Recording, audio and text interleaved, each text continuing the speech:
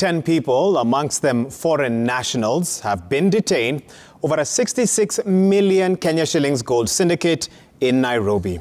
Now, the 10 were arrested last week by detectives from the Directorate of Criminal Investigations after a raid on their hideouts in the Kitusuru, Kilimani and Karen areas. During the raid, the DCI also confiscated a cache of arms and several rounds of ammunition. Citizen TV's Ayub Abdikadir now reports on yet another gold racket that led to the defrauding of unsuspecting Kenyans and foreigners. On display at the Nairobi area police station are clearly labeled cargo boxes. One may mistake it for a gold consignment ready for shipment, but upon close scrutiny, the boxes are empty. Also on display are sealed metal cases, made to look like they contain gold, but inside the cases were heavy stones. These are some of the items recovered by the DCI detectives during a raid at a house in Kitusuru, belonging to one of the suspects involved in the gold syndicate, following a complaint by an American national, Majore Grant, who was defrauded Kenya shillings 10 million. It was during the operation that was led by the DCI's head of operation, Kiprotich Said Mohammed. The officers stumbled on unlicensed firearms and ammunition, fake stamps, weighing scales and fake metal analyzer, among others.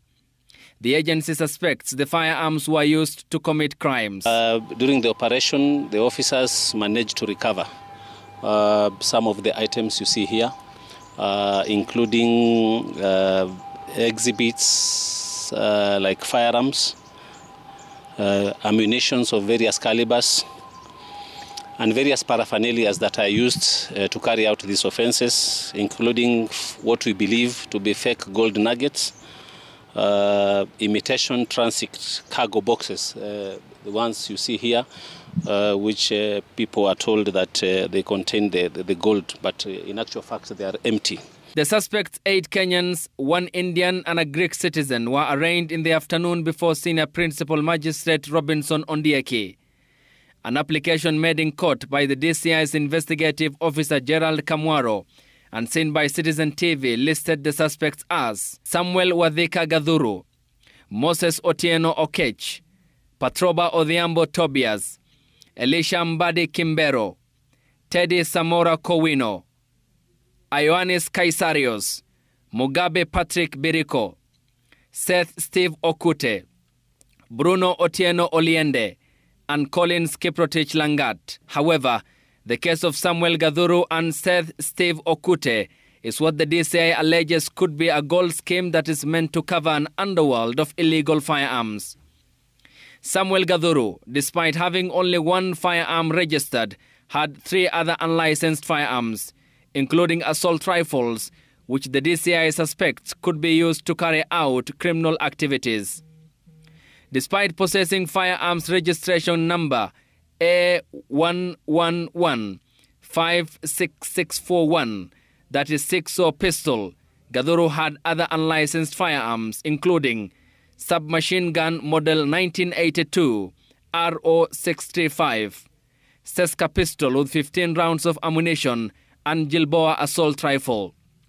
We shall further inquire as to whether these firearms are properly licensed, and they do a ballistic search, whether they have been used to commit offenses or other offenses within the Republic. According to the DCI's investigative officer, the 9th accused, Collins Kiprotich Langat, is a police officer attached to the VIP protection unit who sought the release of the first accused, Samuel Wadhika Gadhuru, and was instead taken to custody. Lawyers for the respondents told the court that the application made by the DCI to hold the suspects for a further 10 days was defective and never provided sufficient and satisfactory explanation. Senior Principal Magistrate Ondeki, after listening to all the parties, said he will make a ruling on the matter tomorrow in the morning. The suspects will be held at the Capitol Hill police station. Kenya's high-profile gold racket that involves shady businessmen signifies the proliferation of gold scams coupled with corruption and criminality, with the Directorate of Criminal Investigations calling for caution against this growing number of underworld business, with the court set to reconvene tomorrow for a ruling on the matter. Ayub Abdikadir, Citizen TV at the Kilimani Law Courts in Nairobi.